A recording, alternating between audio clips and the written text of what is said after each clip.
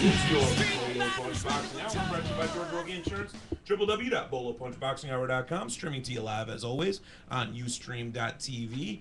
Man, that was an awesome interview. Yeah, two segments long. We found out that you're not going to be able to fit a good interview in just one segment, so we pushed it over through a second segment, and it worked out pretty well for us. And it's obviously what we're going to be doing in the future. Yeah, we're going to have to do it as two segments from now on. It's simply to get a guy as cool as Eddie Chambers, who is just, he's one of the hottest fighters in the world right now. And our segment got cut off, but he was talking about some of his favorite fighters to watch as he grew up, and that's some of the same guys, basically all the same guys that we watched as we were growing up, because we're around the same age as him. So as we're growing up, he's growing up at the same time as us. Yeah, that's not really... That works out well. That's also not the time to just get, a couple of little tidbits. I mean, that's something to really base a segment on.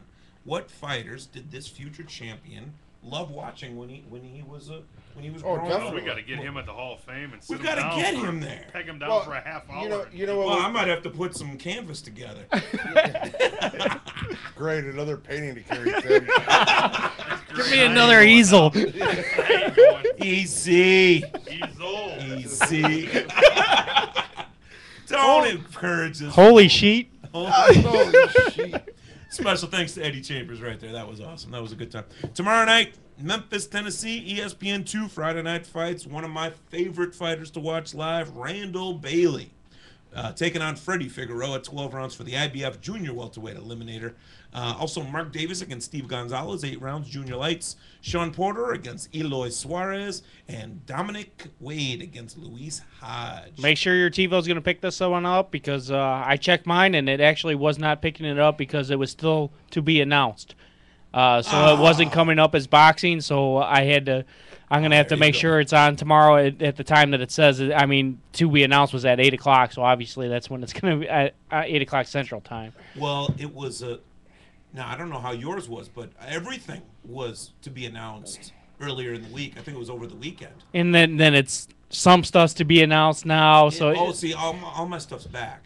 Yeah, mine's not. I don't understand what happened, but something happened. It actually messed up my internet as well. So, I mean, we obviously got something through the lines here that messed something up in the Chicago area. Whoa, I didn't even think about it. I've been bitching all week that my internet hasn't been working. You think that's what you think that has my internet actually did not work at all. I had to reset. It's the Conficker worm. I did not. No, shut up. Nothing to do with this.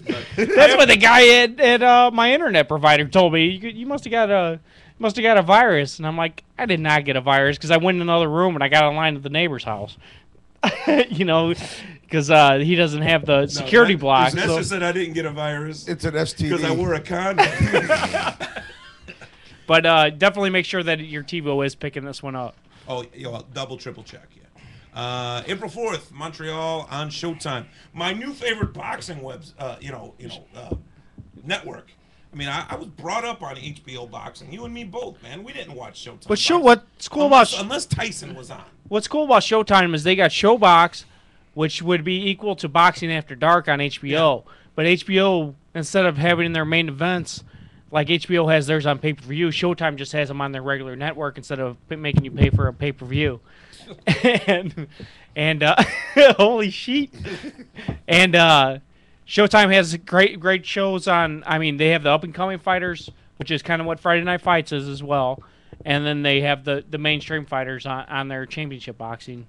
So, I mean, I've loved Showtime for over, the last few years, ever since I got it. Thing is, ESPN lately has not just been up-and-comers. No. We just had a heavyweight championship match last And I think that has to do with the economy sliding these down, pushing. I don't care what the reasoning is. It's working out for me. The only thing that they could improve upon was put the heavyweight championship of the world at 3 p.m. in the afternoon on a Sunday on Channel 2. CBS, baby. That's what I want. And I honestly, CBS was trying to buy that before, and HBO outbid them. They keep trying. It's not like they're not trying. I'll give them that. But we've got Timothy Bradley Jr. is taking on Kendall Holt, 12 rounds, WBC and WBO junior welterweight. This is going to be a match. tough fight. Oh, my God. They've been talking trash back and forth throughout the week. Love Kendall Holt. Or I gotta throughout go the whole. I got to go Timothy Bradley. I do too. This is just the way he handled Junior Witter. I mean, Bradley. who knocks out Witter? Bradley is tough. Dude, Bradley's abs hurt when I look at them.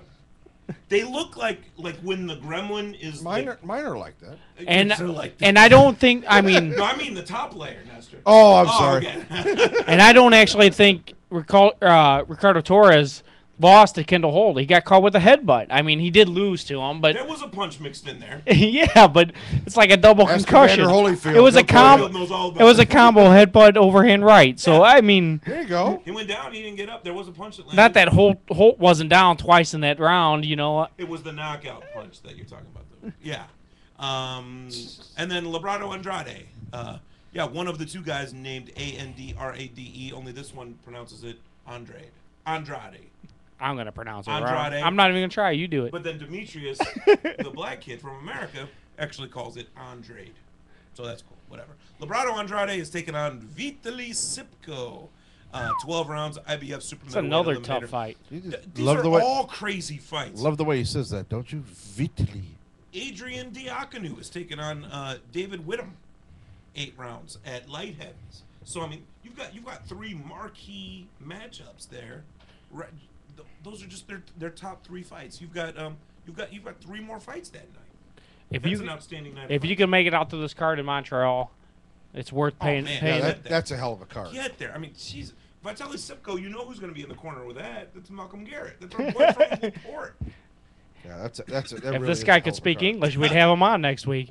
And speaking of HBO, which used to be my favorite boxing network, Austin, Texas, HBO pay-per-view. You've got Edwin Valero against Antonio Petaulu. Why are we paying $40 for this though? Nah, I don't know about that. I mean, actually, I would pay more to see Michael Katsidas taking on Jesus Chavez on the undercard. I think I'm gonna watch it with Justin on his TV. I watch it. Were you messing with the speed there, Tim? Justin's TV will work out just great for me. Justin's TV is just working fine. Also, in Dusseldorf, Germany, Alexander Povetkin is taking on Jason Estrada, 10 rounds at heavyweights. And Estrada is not just sitting there saying, I'm going to knock out Alexander Povetkin. He's like taking people into his training camp and showing how he's going to do it. He's a very big guy too. I mean, it's gonna be tough work for Povetkin to knock him out. I mean, he's a big guy. So I mean, Estrada's a big kid. yeah. So we'll Povetkin's to gonna see. have to box him a little bit and not just look for the knockout punch. I would agree with that. How we doing on time, Tim? 2 minutes. 2 minutes. I'm going to pull this out right here. It is time for the Golden Leaf Fighter You Should Know. Tonight's Golden Leaf Fighter You Should Know is Benny Bass. Bass was born in Kiev, Russia, and later immigrated to the United States. He launched his pro career out of Philadelphia, Pennsylvania. A prolific fighter, Bass turned pro in 1921 and was a strong two-fisted fighter. He won the vacant NBA Featherweight Championship in 1927. He lost the crown to Tony Canzoneri before successfully challenging Todd Morgan for the Junior Lightweight Championship in 1929.